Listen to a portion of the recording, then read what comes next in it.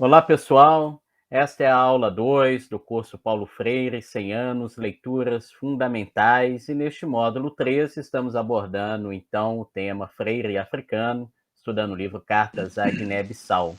Para isso, vamos hoje receber René Trentin para discutir sobre Gramsci, intelectuais, partido e educação em Gramsci, um autor importante que influenciou bastante Paulo Freire.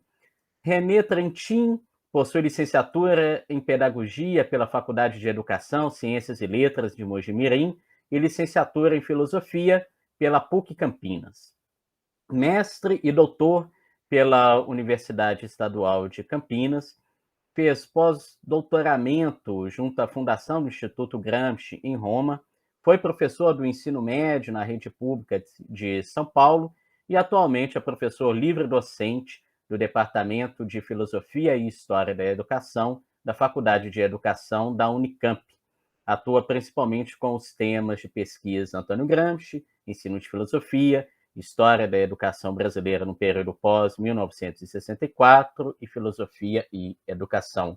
Muito obrigado por aceitar o convite. René, seja bem-vindo ao nosso curso. Olá, Rodrigo. Olá a todos os colegas participantes do curso. Eu que agradeço pelo convite. É um prazer reencontrar você, encontrar também as pessoas que estão participando e contribuir aí de alguma forma com a discussão e a reflexão e aprender também, claro, junto com vocês. Beleza, muito obrigado. Então, René, vamos começar então a nossa conversa com a seguinte questão, né? Antônio Gramsci foi um destacado pensador e ator político na Itália no início do século XX. Que aspectos da biografia deste autor você destacaria? Bom, o Gramsci tem uma biografia bastante ímpar, né, e interessante sobre vários aspectos. Eu vou destacar, então, já que a gente está falando aqui de um contexto educacional, né, vou destacar aquilo que eu chamaria da sua vocação pedagógica. O Gramsci, bom, ele nasceu em 1811 e morreu, né, em 1937, por volta dos 46 anos, no mesmo dia em que ele conquistou a liberdade definitiva, né, saindo, então, da prisão na qual ele havia sido posto pelo fascismo.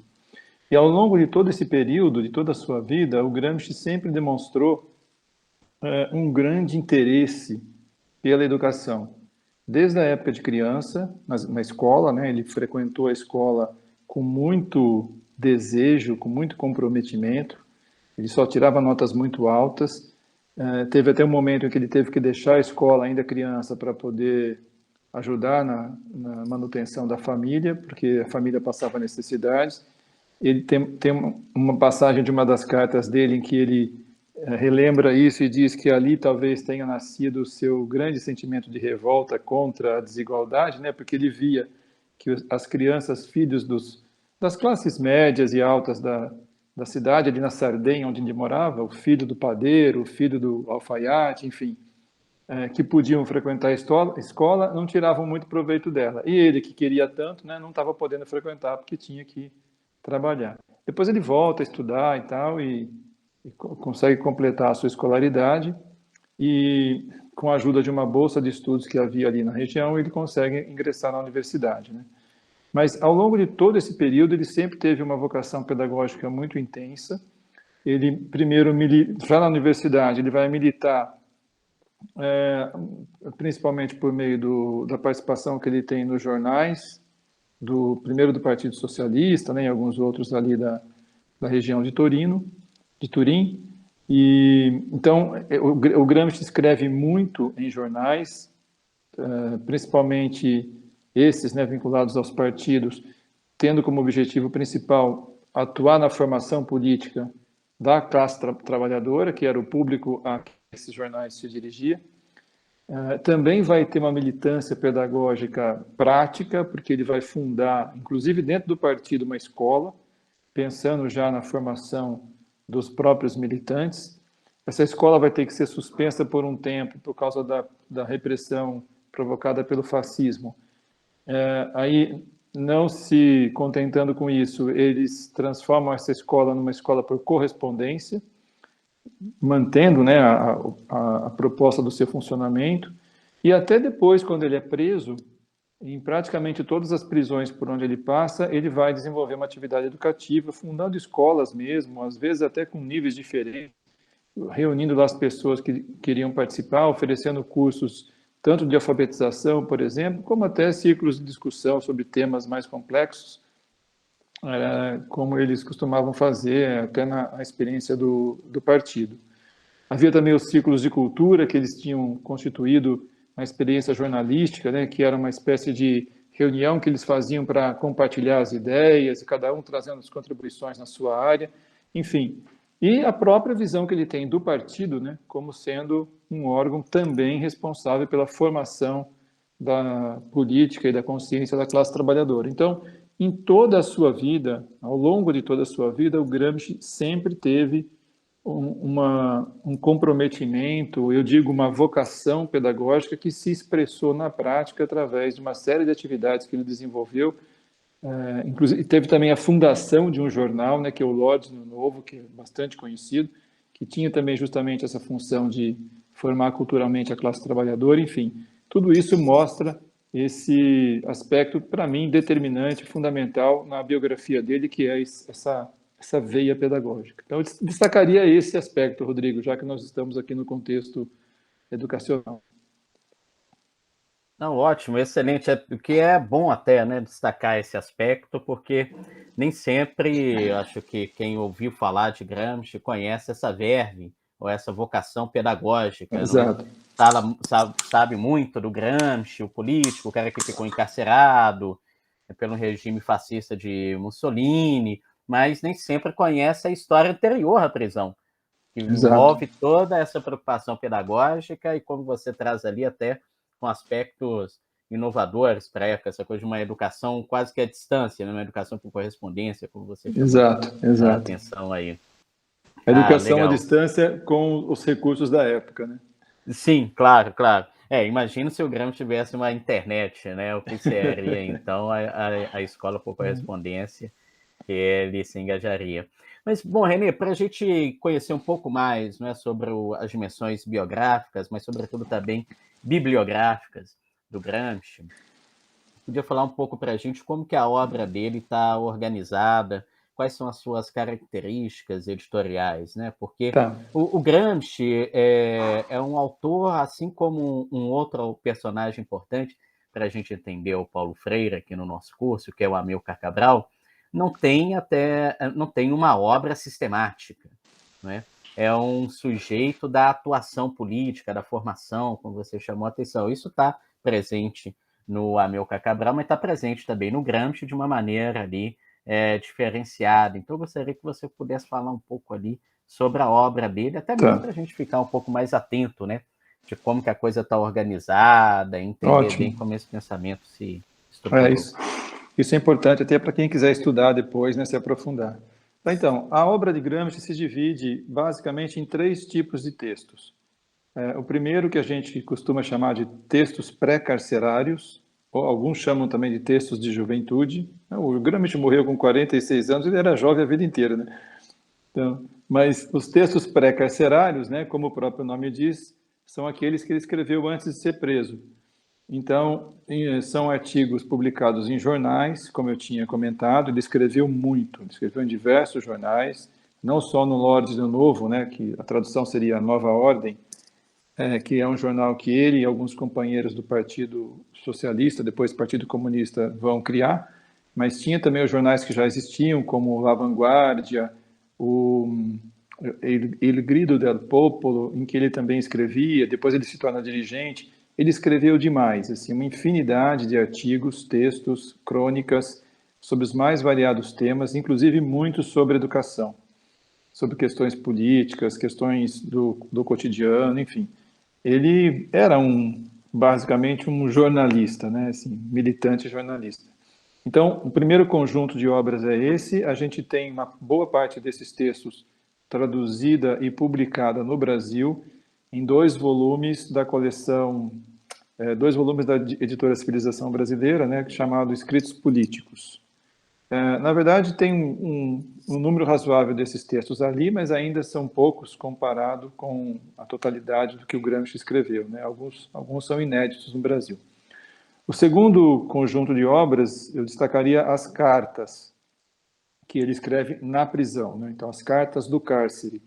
Então, o Gramsci escreve também muito na prisão, e essas cartas têm também, às vezes, um conteúdo doutrinário, conteúdo pedagógico, na relação que ele estabelece, né, com as pessoas com quem ele escreve, ele trata dos mais diversos assuntos, inclusive também educação. Tem uma curiosa que ele escreve para o irmão, Carlo, em que ele dá um pouco de palpite na educação da sobrinha, né, da filha do irmão. E é interessante que ali a gente vê a posição dele, por exemplo, criticando uma certa tendência que já se fazia presente na época de um espontaneísmo pedagógico, né, talvez fruto da influência das ideias escolanovistas que começavam a chegar ali, e ele vai dizer, não, você não pode deixar ela tão solta assim, porque senão quem vai educá-la? Não vai ser você, mas vai ser o vizinho, a tia, o cunhado, né, que, enfim, todo o ambiente onde ela está, mostrando aí uma certa concepção dos fatores ambientais, culturais, que determinam também a formação da consciência da pessoa, né? Então, fazendo uma crítica a essa educação espontaneísta. Eu estou citando esse exemplo só para ilustrar, né, como que a gente encontra elementos teóricos e até bem fundamentados também nas cartas. Então, é um volume grande também de cartas, uma infinidade que ele escreveu, e também a gente tem 2 volumes publicados no Brasil, chamados com esse título Cartas do Cárcere. E o terceiro conjunto de obras é talvez a mais famosa e aquela que mais se aproxima de um trabalho sistematizado, que são os Cadernos do Cárcere, né? Tem esse nome porque depois de um certo tempo na prisão, ele vai receber autorização para escrever, para estudar e para escrever, então ele começa a receber livros e tal, e também alguns cadernos escolares mesmo, né? Tipo brochuras. E ele começa a fazer anotações ali, em alguns deles ele coloca a data, então a gente consegue saber uma certa cronologia desses cadernos, e ele vai anotando ali. Então você tem basicamente 2 tipos de cadernos. Tem alguns que são chamados de miscelâneos, que são aqueles em que ele escreveu sobre os temas mais variados, ele vai e volta, não tem muita sistematização mesmo, e os outros que são chamados de cadernos especiais, onde ele desenvolve um pouco mais alguns temas. Por exemplo, o caderno 12 é aquele em que nós encontramos toda aquela discussão sobre cultura, intelectuais, escola unitária, né, que é talvez o mais conhecido. Esses cadernos depois foram reunidos, primeiro pela Tatiana, que era a sua cunhada, que o acompanha durante todo esse tempo da prisão, é a pessoa que mais o visita. Ela recolhe esses cadernos, atribui a eles uma numeração aleatória. Depois, o Togliatti, que era um companheiro de partido, e outras pessoas vão tentar estabelecer uma certa cronologia. Aí eles recebem a numeração que eles têm hoje, né, e que foi dada na primeira edição publicada na Itália, e é por isso, então, que a gente se refere a esses textos dessa forma, caderno 1, caderno 2, caderno 3, e assim por diante, né. E no Brasil a gente tem praticamente todos eles publicados também, só que a edição brasileira, os editores brasileiros, né, e o Carlos Nelson Coutinho, que foi um dos organizadores, eles optaram por fazer uma organização um pouco diferente. Então, ao contrário da edição italiana, que a gente tem todos os cadernos, cada um num determinado volume, né, um certo conjunto de cadernos em cada volume, mas na sequência correta, no Brasil eles optaram por fazer uma organização mais temática. Então a gente tem praticamente todos os textos, mas não necessariamente organizados nessa sequência numérica. Eles fizeram uma organização também por temas, então às vezes você encontra um mesmo tema espalhado por diversos volumes, ou então por mais de um caderno, em função dessa escolha. Mas os cadernos especiais a gente tem bem organizadinhos na íntegra, como o caderno 12, caderno 10, caderno 11, por exemplo, né? Tudo isso está disponível em português para o estudo, para a leitura, enfim, para a pesquisa. Então, Ah, basicamente isso. beleza. Bom, acho que deu para a galera ter uma visão ali bem geral, né, de como que está organizada a obra do Gramsci, o que demarca também as diferenças, né, o tipo de interlocutor, com quem ele dialoga, as possibilidades de escrita também, né? Porque, bom, na prisão as possibilidades não são as Exato, melhores, né? Para exato. poder descrever isso também, a gente precisa levar em consideração na hora de entender bem o autor, saber com quem ele dialoga, como que as suas ideias foram apropriadas, né? Exato. Mas, Renê, então, para a gente seguir aí, entrando agora um pouco mais nas ideias do Gramsci, vou retirar aqui uma pequena citação dos Cadernos do Cárcere. Nos Cadernos do Cárcere, Gramsci afirma que seria possível dizer que todos os homens são intelectuais, mas nem todos os homens têm na sociedade a função de intelectuais. O que isso significa exatamente? Tá. Antes de falar disso, deixa eu só acrescentar uma informação sobre os cadernos. Ao todo, eram 33 cadernos, e desses 33, 4 eram exercícios de tradução. O Gramsci também fez isso. Então, ele usou ali uma parte desse material para se exercitar na tradução do alemão, do inglês, até os irmãos Green ele traduziu. Bom, fechei esse parênteses. Essa passagem é bastante conhecida, né? A questão dos intelectuais. Então, eu diria assim, como pano de fundo dessa afirmação, a gente tem a concepção político-teórica do Gramsci, né? Materialismo histórico dialético, a sua noção de praxis, que vai justamente procurar superar essa dicotomia entre teoria e prática. Então, a gente tem na sociedade uma divisão do trabalho, de um lado, o trabalho intelectual, em geral reservado a uma classe social específica, e o trabalho manual, né, reservado à classe trabalhadora, evidentemente.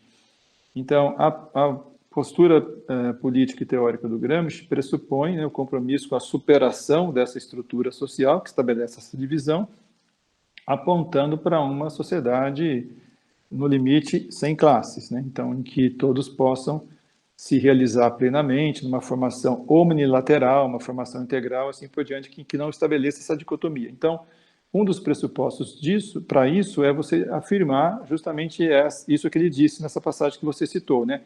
Não, todas as pessoas são intelectuais, então, você não tem uma condição natural, né, que estabeleça que alguns são condenados ao trabalho manual enquanto outros são beneficiados pelo trabalho intelectual, mas, na verdade, você tem uma condição igual para todo mundo, todos são intelectuais, embora nem todos sejam destinados ou vão futuramente desenvolver na sociedade uma função específica de intelectual. Então, claro que existe uma distinção, né, poderíamos dizer talvez de grau, entre quem exerce uma atividade predominantemente intelectual comparativamente a quem exerce uma atividade predominantemente material. Então, um certo grau de distinção continua existindo, mas todos têm a condição de exercer trabalho intelectual. Ele diz, até na mais simples e mecânica atividade manual, há também elementos de criação, de criatividade, enfim, de exercício intelectual. Então, é um pressuposto, né, que afirma, aponta para uma sociedade em que essa divisão do trabalho intelectual e material esteja superada, que todos possam ter uma realização plena e omnilateral. Excelente. Bom, que também é uma ideia, né, que acaba dialogando com a ideia também do Paulo Freire, né, que se apropria também da noção de praxis para poder Exato, pensar exato. fazer a crítica, né, essa separação entre a teoria e a prática, e que vai ser um pouco a pegada também das revoluções que teremos, né, no século XX, pautadas por uma ideia de socialismo, né, seja as revoluções na Europa Oriental, sejam as revoluções inspiradas aqui na América Latina ou mesmo na África também. Exato, isso mesmo. Excelente. E agora, René, para a gente entrar um pouco mais na discussão sobre a noção de intelectual, né, no Gramsci. Ele ficou uma expressão muito conhecida de intelectual orgânico. A gente encontra isso em vários textos, vamos encontrar isso em textos também do Paulo Freire, nos estudos, né, sobre educação e trabalho. Mas o que seria o intelectual orgânico na visão gramsciana? Tá. Essa discussão aparece no caderno 12, né, com mais força, principalmente ali, de maneira um pouco mais sistematizada. E, de fato, acho que é a passagem mais lembrada do Gramsci, né? Então, ali ele está mostrando, ele tá recuperando um pouquinho, né, a discussão sobre os intelectuais, a forma como eles surgem na sociedade. Então, ele estabelece um critério ali de distinção entre dois tipos principais de intelectuais, o que ele chamou de tradicional e o que ele chamou de orgânico. O intelectual orgânico que você mencionou seria para ele aquele que surge meio que concomitantemente a uma determinada classe social, né, que por sua vez surge em função de uma transformação na sociedade que impõe a necessidade da realização de algumas tarefas que antes não eram demandadas, né? Então, essas transformações que ocorrem na sociedade, das quais surge, por exemplo, uma nova classe, vai impor também a necessidade de um novo tipo de trabalho intelectual para responder a essas novas necessidades. Então, ele até dá o exemplo, né? No advento do capitalismo, você tem então a ascensão da burguesia e com ela, com todo aquele processo de urbanização e também com a transformação, né, nas formas de produção, isso vai impor também a necessidade de uma outra atividade intelectual. Por exemplo, o contador, né, enfim, aqueles que vão exercer essa função administrativa, que tem também aí um componente predominantemente intelectual. Então, esse grupo de intelectuais que existia antes, historicamente, surge organicamente em função daquelas necessidades históricas que são colocadas naquele momento. Então, é isso que ele chama de intelectual orgânico,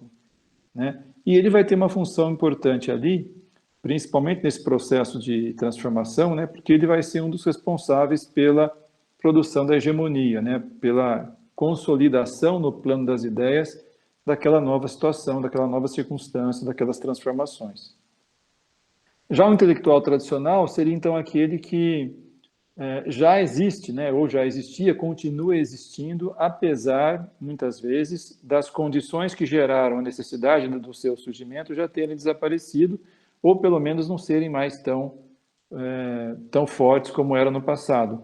O exemplo clássico que ele dá é o clero, né? Então, você tem o clero que, num determinado momento, vai ter uma função orgânica também, mas, na época moderna, por exemplo, ele continua existindo, inclusive com poder, com força, com capacidade de interferir na política e tudo mais, mas não mais com aquela condição orgânica que tiveram no passado, né?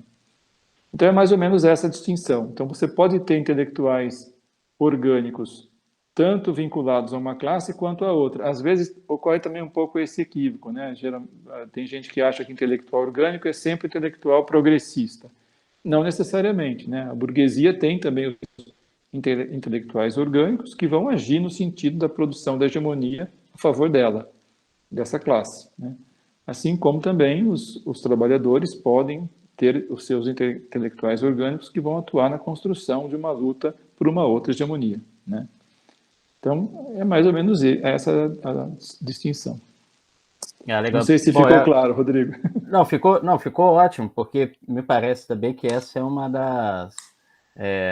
Ainda falta um pouco uma melhor compreensão mesmo, né? A gente acha muitas vezes que o intelectual orgânico significa intelectual progressista, né? O cara pode ser orgânico, seja numa classe dominante, seja numa classe Sim, sim, oprimida, para exato. ficar na linguagem freiriana, assim. Exato, exato. E ele pode ser, e ele sendo conservador, né, sendo um intelectual orgânico que atua em favor da conservação, ele tem ao seu dispor um arsenal imenso, né, de aparelhos de hegemonia que estão postos a serviço dessa causa, que é justamente a produção do consenso em relação à direção que o grupo dominante quer dar à sociedade. Então, todas as instituições da sociedade civil, em geral, atuam nesse sentido, né? E dentro dela, quem faz com que elas funcionem são justamente os intelectuais dessa classe. Legal. E eu acho que também tem a ver um pouco, né, com a noção de intelectual, como que fica a questão do partido em Gramsci, né? Qual que seria, então, a grande função ali do partido? Parece que ela está relacionada também com uma disputa por hegemonia, obviamente, né? Sim, Hegemonia política, mas na visão gramsciana, me parece que ela não se reduz a uma mera luta partidária, no sentido de disputar eleições, ganhar ou perder, etc., né? O partido tem uma função muito mais radical, no Sim. sentido freiriano, inclusive, do termo, né, de ir à raiz de um determinado problema. O Gramsci era também um homem de partido, né? Assim, muito vinculado ao partido, extremamente disciplinado, enfim. Então, tem isso também como uma experiência concreta, vivida, né? Como praxis, não só uma teoria a respeito do partido político. Então, muito do que ele formula a respeito disso deriva também da sua própria vida, da sua própria experiência concreta. Aliás, eu acho que boa parte das reflexões de Gramsci pode ser colocadas nesses termos. Eu acho interessante algumas considerações que ele faz sobre o partido. Primeiro, existe também uma concepção mais ampla de partido em Gramsci, que vai além daquele sentido estrito do partido propriamente político que a gente está mais acostumado a interpretar, né? Ele admite também um sentido mais amplo como sendo assim uma organização que cumpre também um papel de certa maneira, padronizar os sentimentos populares. Ele chama de estandardização, né? Então, nesse sentido mais amplo, as organizações da sociedade civil que cumprem esse papel são diversas. Ele dá o exemplo, por exemplo, dos jornais. O exemplo, por exemplo, é bom, né? Ele dá o exemplo dos jornais, né, que são, pelo menos quando você, num determinado momento histórico, se imagina aí no contexto do fascismo, né, em que as liberdades estão restritas ou muito censuradas, em que você não tem uma atuação muito clara dos partidos, os jornais acabam fazendo um pouco esse papel, né, como se fossem partidos, atuando como aparelhos de hegemonia. Então, contribuindo para essa padronização dos sentimentos populares, como ele diz. Tem uma frase dele que eu vou até ler aqui para ilustrar, que está no caderno 6, que ele diz: ninguém é desorganizado e sem partido. Ninguém é desorganizado e sem partido, desde que se entendam organização e partido em sentido amplo e não formal. Por quê? Porque você sempre recebe alguma orientação para agir e pensar numa determinada direção em função do fato de que essas instituições muitas vezes atuam como partidos. Se fosse hoje, a gente poderia dizer que as redes sociais, né, os meios de comunicação tão sofisticados como nós temos hoje, são em grande parte também, exercem em grande parte a função de partido. E no sentido mais estrito, né, o partido como partido político propriamente dito, né, é justamente aquele que vai se encarregar da organização da luta por hegemonia em favor da classe social que ele representa. Então, o partido cumpre, nesse sentido, uma função até um pouco parecida com o Estado, com a do Estado. Quando o Gramsci diz que o Estado precisa não só produzir, mas até educar o consenso para que a direção que a classe que detém o poder do Estado pretende dar à sociedade seja acatada, seja aceita, né? Enfim. É justamente a função de hegemonia. Por isso que ele faz uma analogia entre o partido e o que ele chama de moderno príncipe, fazendo referência ao Maquiavel, né, o príncipe de Maquiavel. Então, o governo agora não é... O partido assume a função de Estado, né, o partido como organização coletiva, inclusive, que exerce não só uma função diretiva, mas também uma função educativa, buscando educar para o consenso. E uma coisa que eu acho interessante destacar também, Rodrigo, e que voltando um pouquinho para aquela veia pedagógica do Gramsci, como ele era um dirigente partidário, né, ele estava não só inserido, mas ajudando ali nas decisões, nas deliberações, ele tinha também sempre teve ali uma preocupação com a formação dos membros do partido.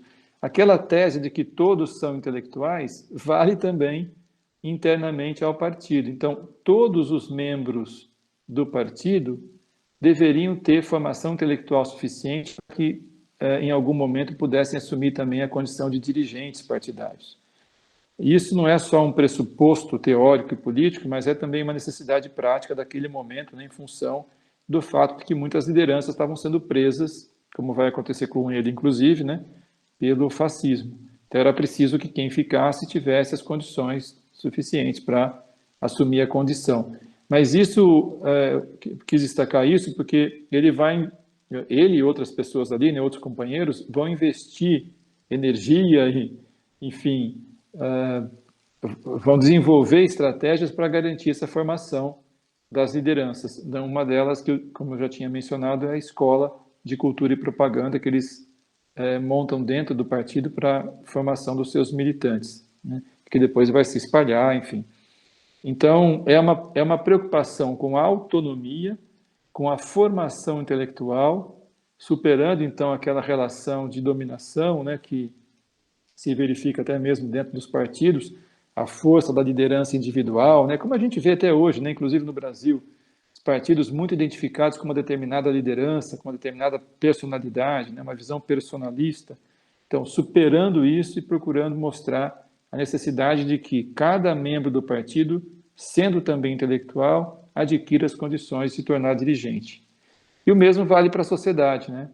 A noção de cidadão que o Gramsci tem passa um pouco por aí. Que o cidadão, de fato, é aquele que não só respeita e conhece as leis, defende seus direitos, mas também é capaz de governar.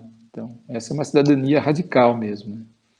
Então, eu destacaria isso aí a respeito dos partidos políticos, do partido político, esse moderno príncipe, conforme o Gramsci considera.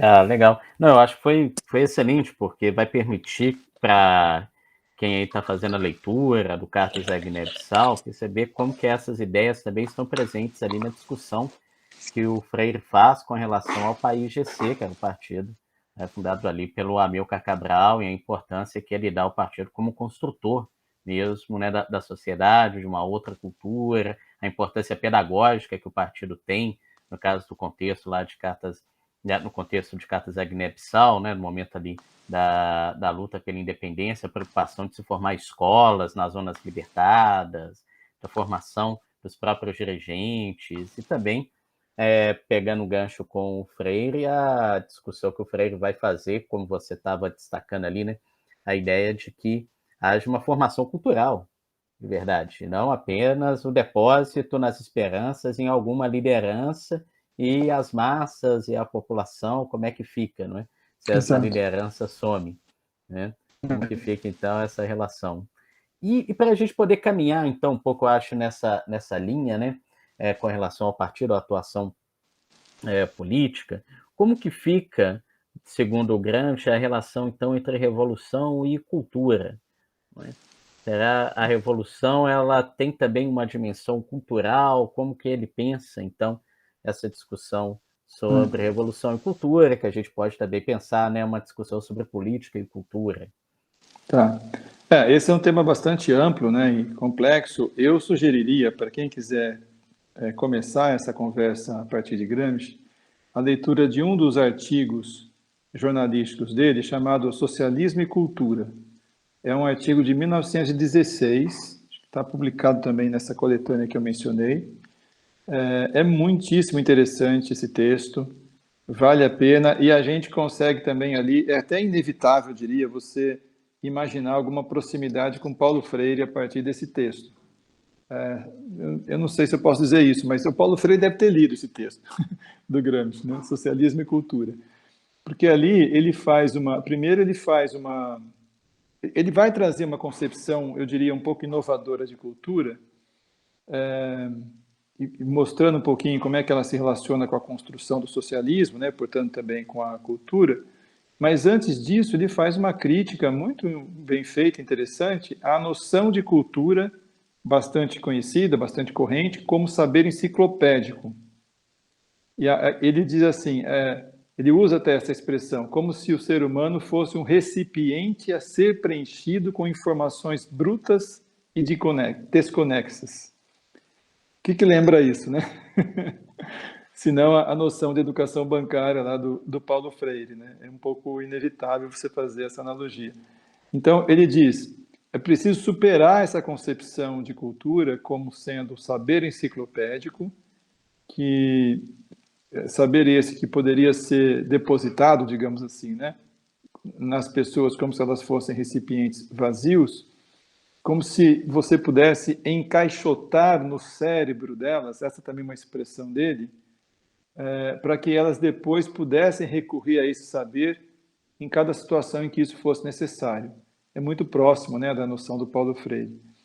Ele diz que essa noção de cultura, como saber enciclopédico, é prejudicial ao proletariado, porque serve para criar pessoas deslocadas, né? Pessoas que se acreditam superiores ao resto da humanidade, né? Então, isso por quê? Apenas por elas acumularem uma certa quantidade de dados na cabeça, na memória, e isso faz com que elas construam uma barreira que impede o contato com os outros, né?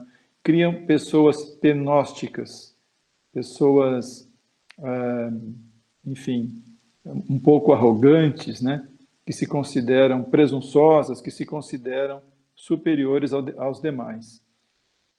Então, ali nesse texto, ele vai fazer uma crítica bastante forte a essa noção de cultura e contrapor a essa uma outra, que ele considera muito mais adequada, inclusive ao processo de formação política das classes subalternizadas e a própria revolução. Ele considera a cultura ali como sendo organização e disciplina do próprio eu interior.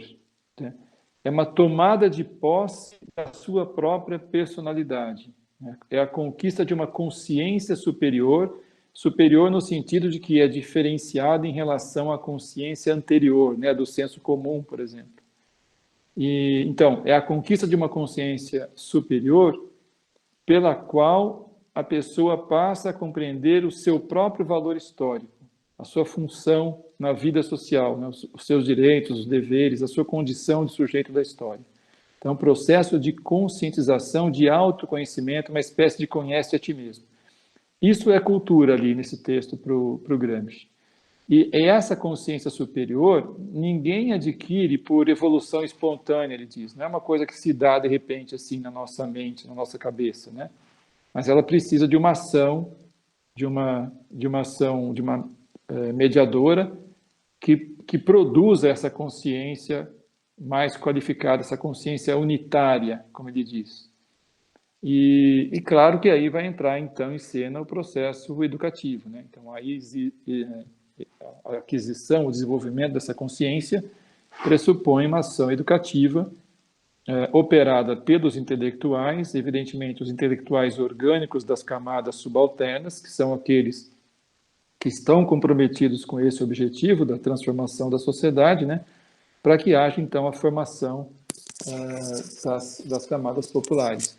Eu vou pedir licença a você para citar um trechinho, que como a pergunta foi relacionada à Revolução, eu vou citar um trechinho que eu acho que ilustra um pouco essa relação desse próprio texto. Ele diz assim: as baionetas dos exércitos de Napoleão, fazendo referência lá à Revolução Francesa, encontravam o caminho já aplainado por um exército invisível de livros, de opúsculos que eram disseminados a partir de Paris desde a primeira metade do século XVIII e que tinham preparado homens e instituições para a renovação necessária.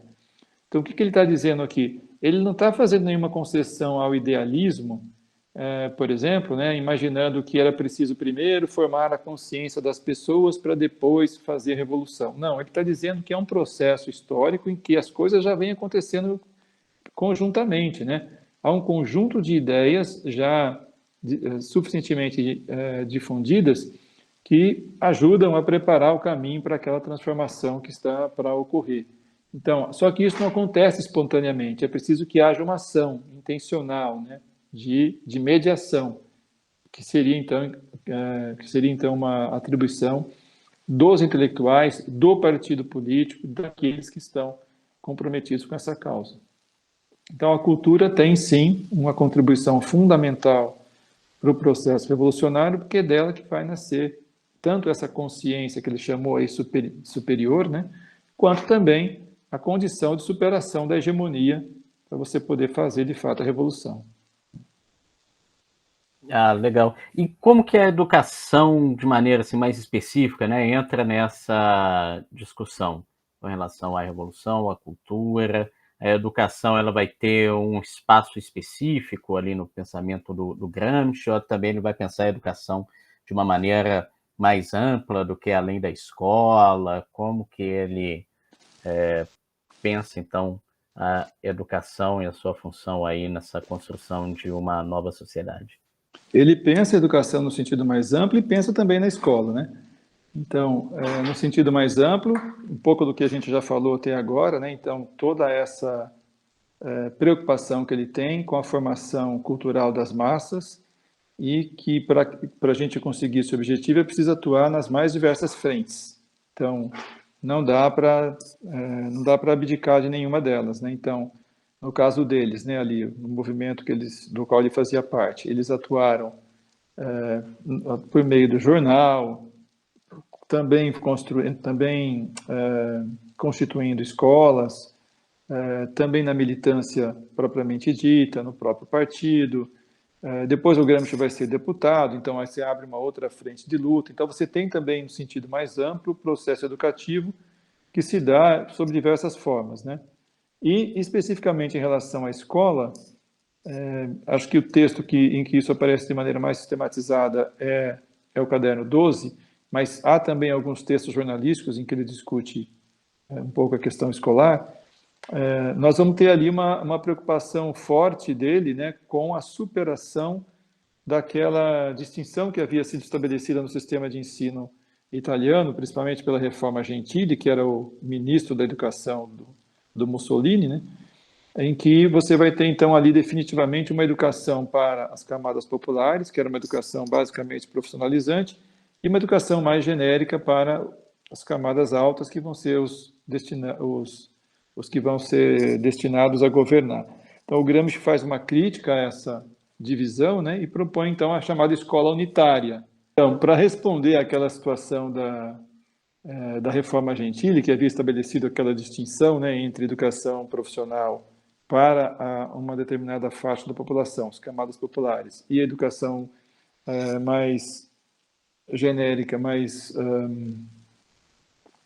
humanista e que ele chamou também de desinteressada para os filhos das camadas dominantes, ele vai propor então a escola unitária. Por que tem esse nome, né, unitária? Justamente porque procura superar, né, romper com essa fragmentação. Então, uma escola que conjugue ao mesmo tempo a formação para o trabalho, que tem também um componente profissional, porque é preciso saber, né, como é que funciona o processo produtivo e fazê-lo funcionar, e também a formação mais integral, desinteressada, no sentido de que não cumpre um interesse imediato, como, por exemplo, o mercado de trabalho, né, mas que vai capacitar para a compreensão do mundo, para o domínio das ciências e, em última instância, até para o governo. Então, basicamente, é um pouco essa a ideia da escola unitária, e ali naquele texto ele vai propor uma série de medidas práticas também. Por exemplo, ele vai dizer que é importante você diminuir a proporção entre alunos e professor, né? Assim, o número de alunos por professor tem que ser reduzido, porque senão você não consegue fazer um trabalho adequado. Essa escola tem que ser de período integral, tem que aumentar o orçamento do Estado para garantir uma escola de qualidade, enfim. Ele dá uma série de medidas práticas, o que mostra também esse compromisso concreto do Gramsci, né? Ele está com o pé no chão, né? Ele não está falando abstratamente, ele está também pensando aí as condições objetivas para garantir que isso aconteça. Então, eu diria, a educação para ele tem ali uma contribuição fundamental, essencial no sentido estrito mesmo da palavra, que sem ela não dá para fazer a transformação social, porque é preciso também atuar no campo da produção de uma outra hegemonia. Senão, a tendência é que não dê certo o movimento revolucionário, como eles experimentaram, inclusive, né, no período lá que ocuparam as fábricas. Legal. Agora, só queria explorar um pouquinho mais essa questão da educação, da escola unitária, chamando a atenção para o princípio do trabalho, não é? Como um princípio ali estruturador, para se pensar essa escola. Você podia falar um pouquinho ali como que se dá, então, essa relação entre educação, trabalho, e o trabalho ali pensado, então, como princípio mesmo. O trabalho Educativo. como princípio educativo, né? Então, por quê? Se ele faz essa relação, porque se você pensar, mesmo a escola elementar, o que a gente aprendia na escola elementar, né? A gente aprendia um pouco claro, a leitura e a escrita, mas um pouco de matemática, mas também os rudimentos das ciências e um pouco também das normas e das relações sociais, né? No fundo, a gente aprendia aquilo que era necessário para o trabalho, né? Para a transformação da natureza. Então, a ciência, os elementos necessários para o estabelecimento das relações sociais. Então, no fundo, a gente tem ali, na escola elementar, principalmente, o trabalho como principal fundamento que vai determinar a constituição, inclusive, dos saberes a serem ensinados, né, do currículo. Então, é um pouco essa noção, né? Agora, no caso da escola unitária, esse trabalho não é dissociado, né, da atividade intelectual. Então, nós temos que pegar essa linha de coerência, né, com a discussão que ele faz sobre a questão dos intelectuais e também a crítica que ele faz à reforma que havia sido implementada na Itália, como eu tinha mencionado, né, que estabelece essa distinção que cristaliza as diferenças de classe, cristaliza por meio da educação, legitima, né, as diferenças de classe. Então é preciso romper com isso e constituindo então o trabalho numa outra concepção, né, como aquilo que é constitutivo da natureza humana, necessário para a sua realização e tudo mais. Mas também uma escola que capacite para algo além, né, das próprias condições de trabalho, que seria, por exemplo, a condição de ser governante. Ótimo. Bom, Renê, a gente já está aí se encaminhando para o final do tempo aqui da nossa aula, mas eu queria ainda aproveitar a conversa para explorar duas questões. A primeira, a gente já foi tocando aqui alguns pontos de contato entre o Freire e o Gramsci, mas quais outros você destacaria, né? De contato entre o Freire e o Gramsci, também possíveis diferenças que você detecta entre um e outro. Daí acho que ia ser legal até para dar alguns horizontes de pesquisa para quem quiser se aprofundar um pouco mais nesses nossos autores a partir aqui do nosso curso. Eu acho que seria muito interessante se tivesse alguém. Bom, certamente há pessoas que já fizeram isso, mas sempre há espaço, né, para renovar essas pesquisas, procurando encontrar aí os pontos de contato entre Gramsci e Paulo Freire. A gente sabe que o Paulo Freire é leitor de Gramsci, né? Não sei exatamente com que grau de profundidade ou quanto exatamente o Gramsci influenciou Paulo Freire, mas a gente sabe que ele leu, né, e conheceu, e também a gente encontra, assim, eu acho que quem conhece um pouco de Paulo Freire, conhece um pouco de Gramsci, como eu disse antes, é até um pouco inevitável você, pelo menos, imaginar, né, pontos de contato entre esses dois autores. É preciso tomar um pouco de cuidado, né, porque para não fazer essas afirmações de maneira muito apressada. Então, eu confesso para você que eu ainda não tive a oportunidade de investigar mais a fundo essa possível relação entre os dois, mas eu posso apontar aqui pelo menos alguns caminhos, quem sabe, de pesquisa, né, para quem quiser depois investigar um pouco mais. Então, acho que eu já mencionei aqui, acho que é a concepção de cultura do Gramsci. Guardo aí algumas proximidades com Paulo Freire, né, e talvez valesse a pena investigar um pouco mais isso, em que medida, né, isso pode ser realmente afirmado. Eu acho que uma outra questão é que é mais de fundo, assim, que é mais ali nos pressupostos, né, tanto um quanto o outro tem muita confiança na possibilidade, no potencial, eu diria, da educação e também da escola como um instrumento de transformação social. Apesar de terem também uma visão bastante radicalmente crítica da educação e da escola, Paulo Freire vai denunciar, por exemplo, o caráter bancário, né, da educação e toda a contribuição que ela dá para a reprodução da desigualdade. O Gramsci faz isso também em outros termos, né, mostrando lá, acabei de mencionar aqui a questão da reforma feita na Itália e tudo mais, né, como que a escola também reproduz situações de dominação e desigualdade. Mas, ao mesmo tempo que fazem isso, que fazem essa crítica, também tem uma confiança bastante grande, né, no poder, no potencial que a escola e a educação representam para a formação das camadas populares e, em última instância, para a própria revolução. Então, eu acho que é outro ponto de contato. Eles podem até beber em fontes diferentes, né, certamente, mas há também aí algumas semelhanças em relação a isso. Um terceiro ponto que eu destacaria, eu acho que a gente encontra nos dois bastante claramente, embora em termos também um pouco diversos, é a afirmação o Gramsci afirma isso em várias passagens, né?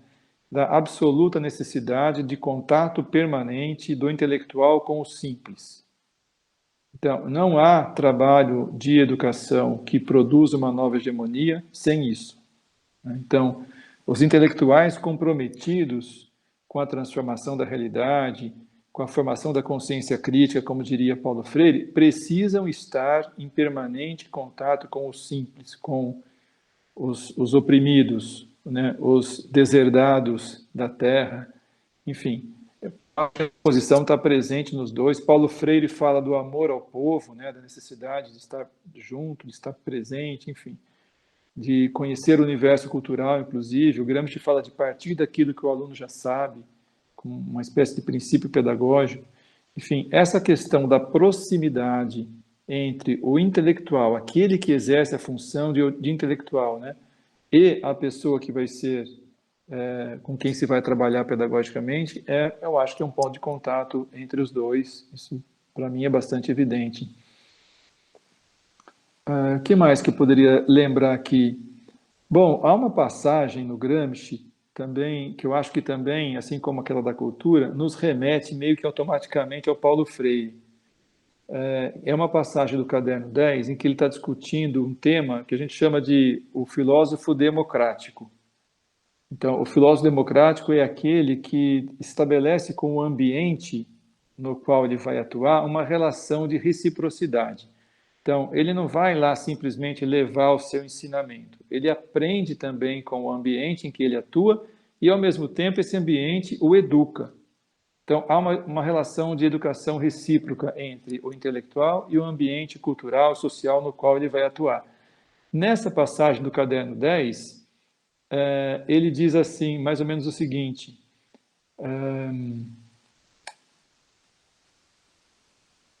ele vai dizer que há uma relação dialética entre o intelectual e o ambiente que é muito parecida ou semelhante àquela relação que existe entre o professor e o aluno. Então, veja, ele está estabelecendo, ele está concebendo uma relação professor-aluno nesses mesmos termos da relação que ele vê entre o intelectual e o ambiente. É uma relação de educação recíproca. Ele chama de relação ativa de vinculações recíprocas, de modo que todo professor é sempre aluno e todo aluno professor. Quando eu leio isso, eu me remeto quase que automaticamente lá a um determinado capítulo da Pedagogia do Oprimido, não me lembro agora qual, em que ele vai dizer a necessidade justamente de Paulo Freire, né, vai dizer da necessidade de se superar a contradição educador e educando, né? Então, mostrando que o educador educa, o educando também educa, eles se educam reciprocamente. Então, essa relação de reciprocidade entre professor e aluno me parece também outro ponto de contato bastante evidente entre os dois autores, mas a gente precisaria estudar um pouquinho mais, né, para ver em que medida isso pode ser de fato afirmado, justificado, bem fundamentado. Acho que é isso, Rodrigo. Acho que eu citaria esses. Tem uma outra passagem ainda em que ele fala, o Gramsci, né, fala da necessidade de uma certa relação entre compreensão e sentimento, que se manifesta também no contato dos intelectuais com o povo, com o simples. Ele diz algo mais ou menos assim: o elemento popular, ou seja, né, as pessoas do povo, em geral sente, mas nem sempre compreende ou sabe uma determinada situação. Por sua vez, o elemento intelectual, ou seja, o educador, né, o intelectual que está atuando naquele ambiente, sabe, mas nem sempre compreende e menos ainda sente. Então, ele diz, esses dois extremos, um que quase sempre só sente e outro que quase sempre só sabe, levam ao pedantismo, à paixão cega, ao sectarismo. Então, essa palavra sectarismo também, né, lembra um pouco Paulo Freire, quando ele fala de certas posições extremadas, né, que geralmente, que de vez em quando os agentes que vão fazer a educação assumem. Então, para Gramsci, é preciso superar essas posições extremadas, né? Que seria um equívoco do intelectual acreditar que ele pode saber sem compreender, e principalmente sem sentir e estar apaixonado, ele diz. Estar apaixonado não só pelo saber em si, que ele vai lá ensinar, mas também pelo objeto do saber. O Paulo Freire fala de estar apaixonado pelo povo, né, de amar o povo. Então, se o intelectual não sente, ele também não compreende, por conseguinte, ele não consegue explicar as paixões elementares do povo, né, diz o Gramsci. E explicar essas paixões significa também situá-las historicamente, articular essas paixões, esses sentimentos com uma concepção de mundo que se quer que seja compreendida, uma concepção de mundo científica mais elaborada, enfim, é preciso se aproximar, inclusive afetivamente, dos educandos para que o processo educativo seja eficaz. Eu acho que há também aí, né, com os devidos cuidados, algum ponto de contato com Paulo Freire. Excelente. Bom, eu acho que passou ali quase que um programa também, né, de pesquisa aí para quem quiser aprofundar e com certeza vários dos pontos que você foi destacando com relação à proximidade entre Gramsci e Freire, a gente pode depois também trazer um outro personagem importante aqui no trabalho do nosso curso, que é o Amilcar Cabral, que certamente tem também algumas posições que se assemelham bastante, seja ao Gramsci, seja ao Freire. Lembrando, claro, né, que todos estão ali envolvidos nessa ideia de uma transformação social, sim, política, e infelizmente não puderam se conhecer, um morreu muito jovem, né, o Gramsci, o Cabral morreu assassinado, o Freire foi quem viveu mais, mas não teve como ter contato nem com o italiano, nem com o guineense. Né? Pois é. Mas, Reni, para a gente fechar então a nossa conversa, gostaria que você falasse um pouco, não é, sobre como você compreende e vê a importância do Gramsci hoje. Né?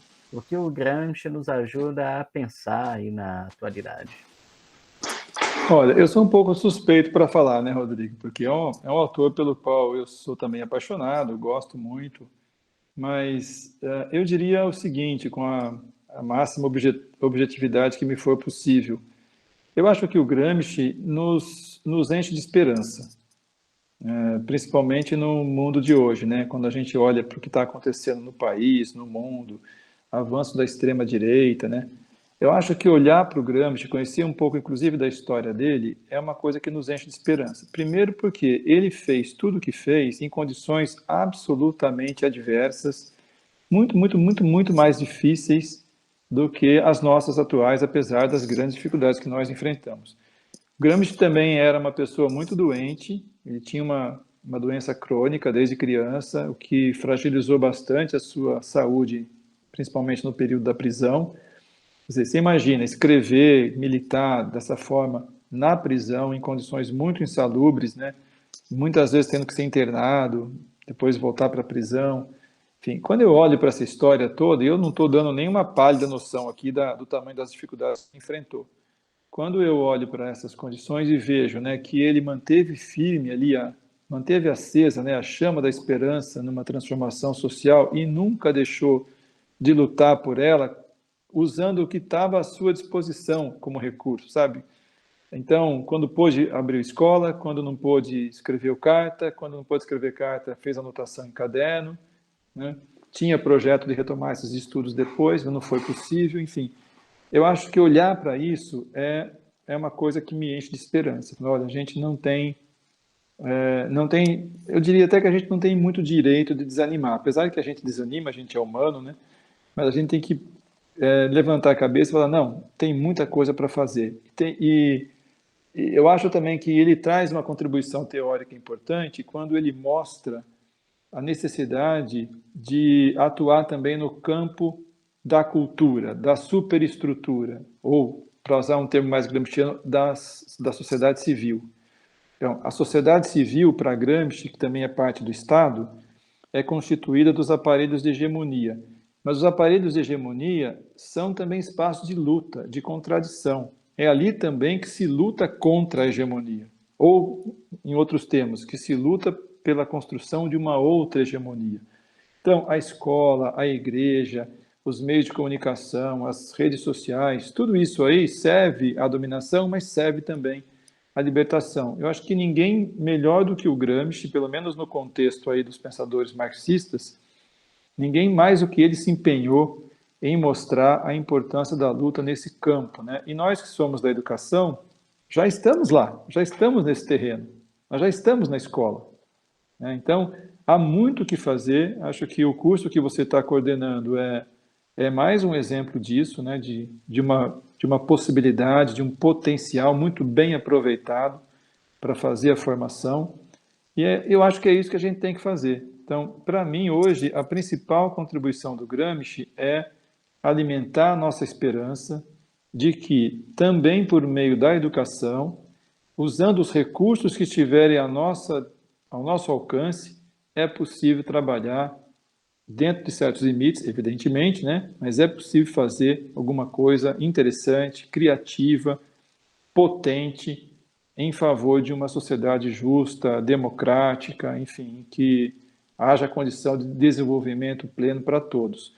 É uma utopia? Claro, é uma utopia porque isso não está posto ainda, mas é um objetivo pelo qual a gente considera que vale a pena lutar, né? Então, nesse sentido, o Gramsci vem trazer não só uma esperança, mas também uma espécie de indicação do caminho, né? Para que a gente não se sinta desanimado e não deixe fazer o que é possível fazer. Isso que eu diria. Excelente, nossa, acho que terminou muito bem ali fazendo a ligação com a dimensão da esperança, que é algo, né, muito marcante Em no Paulo Freire pensamento também. do Paulo Freire, né? Valeu demais, então, Renê, agradeço muito aí a sua participação nessa nossa aula 2 do curso de extensão Paulo Freire, 100 anos, leituras fundamentais, módulo 3, Cartas à Guiné-Bissau, módulo que a gente discute o Freire africano. E para fazer uma boa discussão sobre o Cartas à Guiné-Bissau, era fundamental que a gente passasse, então, por um autor com o qual Freire dialogou, que foi, então, Antônio Gramsci. Para isso, contamos aqui com a presença do René Trentin, professor, diretor atualmente também da Faculdade de Educação aí da Unicamp. Muito obrigado mais uma vez, René, pela sua participação. Eu que agradeço, Rodrigo, espero ter colaborado e fico à disposição. Foi um prazer encontrar você de novo. Deixo um abraço também para os participantes do curso. Valeu, muito obrigado. Bom, pessoal, então por aqui fica a aula 2 e a próxima aula, que é a aula 3, debateremos o tema Revolução e Cultura em Amílcar Cabral, autor com o qual Freire dialoga bastante em Cartas à Guiné-Bissau, principal influência política e teórica na construção de Guiné-Bissau, na independência de Guiné-Bissau e Cabo Verde, e para isso contaremos então com a presença do pesquisador Gustavo Rolim, que vai discutir, falar um pouco para a gente, então, sobre Amílcar Cabral, sobre o contexto de Guiné-Bissau e Cabo Verde, sobre revolução e cultura neste importante teórico, filósofo e político africano. Até mais, nos encontramos, então, na aula 3. Um abraço.